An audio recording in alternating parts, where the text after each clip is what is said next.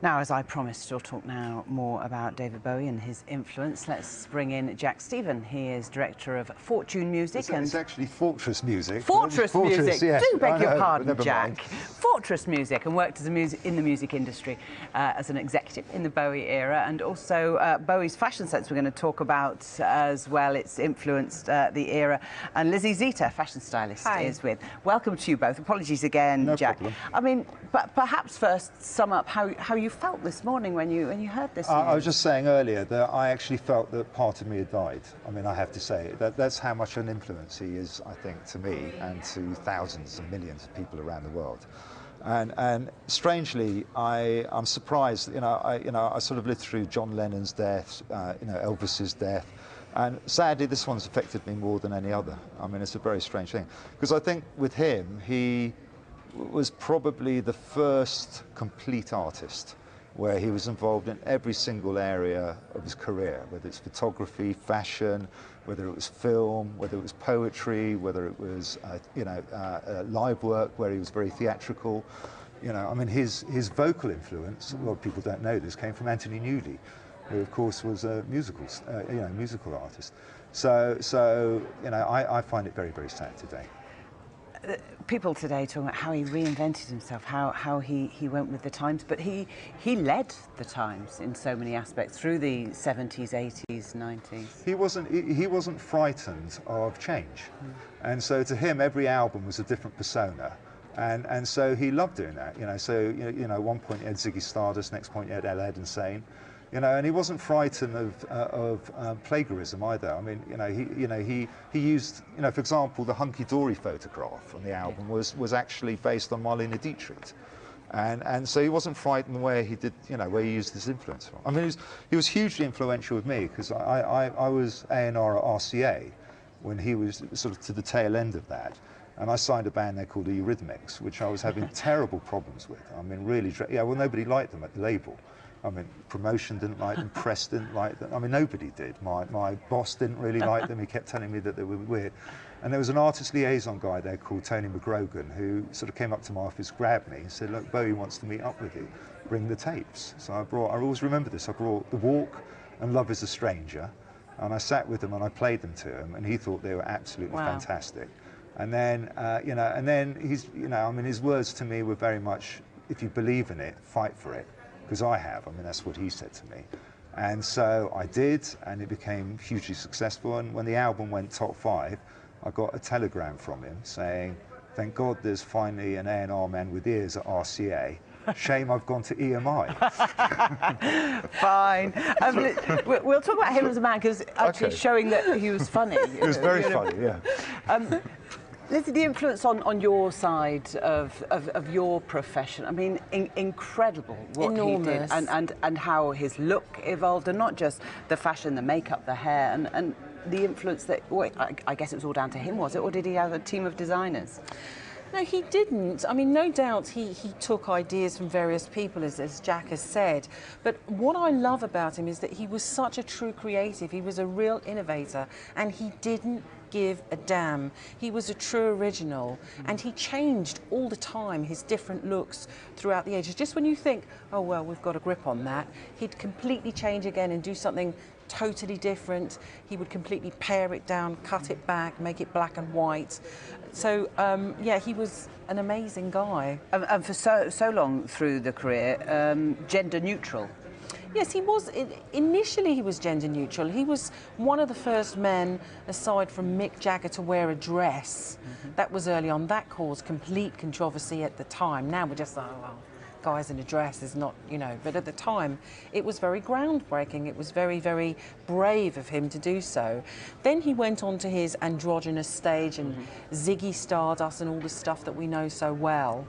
And after that, he decided that he was going to pare things down and go for, very simple looks, black trousers, white shirt, very, very simple, all the time changing. Just when you think that you had him, he'd move in a completely different direction. Jack, do you think he was a happy man? You've clearly shown us that he was a funny man, or could be funny. The times that I met him, yes. I mean, what was there not to be happy? I mean, the pressure? Well, the pressure maybe, but I mean, he was able to express himself in a way that most artists can't.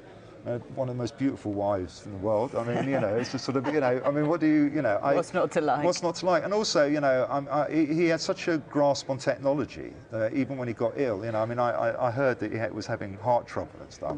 But then he sort of digitally released an album that went to #1 in the UK charts. I mean, so I think if I was Bowie and I look back at my career, I'd be pretty, happy about what I've achieved. It wasn't easy for him, I have to tell you. I mean, he fought every single step of the way. I mean, I know the American side was really hard because he was furious that none of his records really broke big in America. And so he really got sort of annoyed and actually just packed up, went to America, and then did the Diamond Dogs tour where he booked 3 theatres. I mean, I think one in Philadelphia, Radio City, and I think the other one was the Universal tour. I can't remember, it was the Universal thing. And he booked them himself, filmed it, and he said, right, I'm breaking America alone. I don't care about you, RCA, and I mean, interestingly, even if in your youth or even now anyone wasn't into Bowie, today will show you that the people that you were into or are into have been terribly influenced by what he did. I mean, he had such an impact on so many layers of the music industry. Yeah, no, absolutely. But also, you see, he was a great spotter of talent. I mean, he was the first person to, from the UK as a European artist who sort of got into the whole Velvet Underground scene. I mean, he loved all of that. Iggy Pop and the Stooges. He's the first person to experiment with sort of dark computer sounds in terms of his, albums like Low and Lodger, which he did in Berlin with Tony Visconti and Brian Eno. Let's Dance, I mean, that was a complete surprise, working with Nile Rodgers. I mean, it was almost a disco record. I mean, it's phenomenal. Even Tin Man, which, wasn't very popular, but I always kind of liked it because it was like him going, I like, white trash rock, and I'm going to play it, and that's it. I was going to swear then. Behave. But he was also great at spotting fashion talent.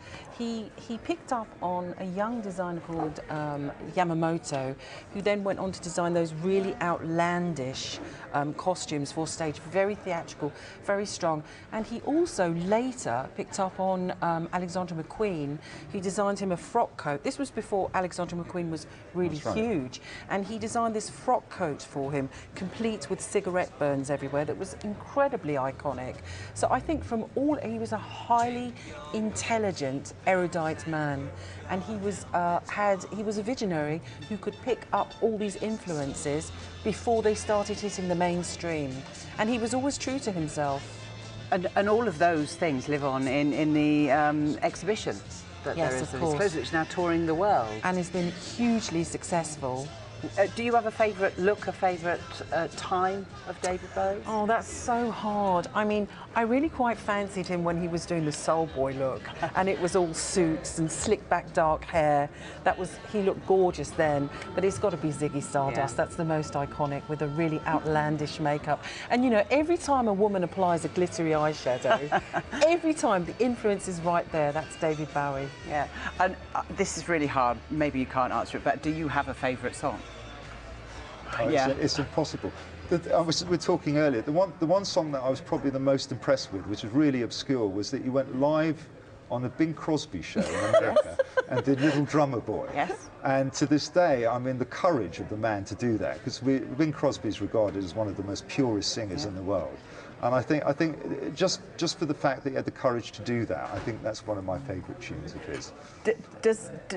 Will he be looked back on as the proper rock and roll star? I mean, did he live the rock and roll lifestyle? Yeah, he did in his early days, absolutely. In his early days. But I mean, but he is the man that developed modern day music, the approach to modern day music, where you have to really understand every facet of media.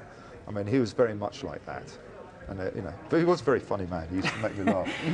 And we're all of a certain age, but you believe that things that he pioneered live on today, that actually his influence is still there? They definitely do. In the cab coming down, I was thinking, OK, influences of David Bowie, flat caps, V-neck play suits, bright socks, very outlandish prints, suits for men. You see them on the high street all the time in pastel colours. He was a pioneer of all of this at a time when they were outrageous, when men's fashion was like, well, you might as well look at paint drying, it was so boring. So yeah, he was a one-off. And very contemplative as well. He went off to Berlin for quite a while to sort of go inward, to read poetry. He got involved with the art scene there, and he completely changed his look. And he went from very flamboyant to really low-key. Just finally then, Jack, Black Star. I mean, Right. do you see it how people are seeing it today, that this is his goodbye, that this was all pre-planned? I think it is his goodbye, but I don't think he'll ever be forgotten. Lovely to talk to you both, Jack Stephen and Lizzie Zita. Thank you both. Okay, Thank you too.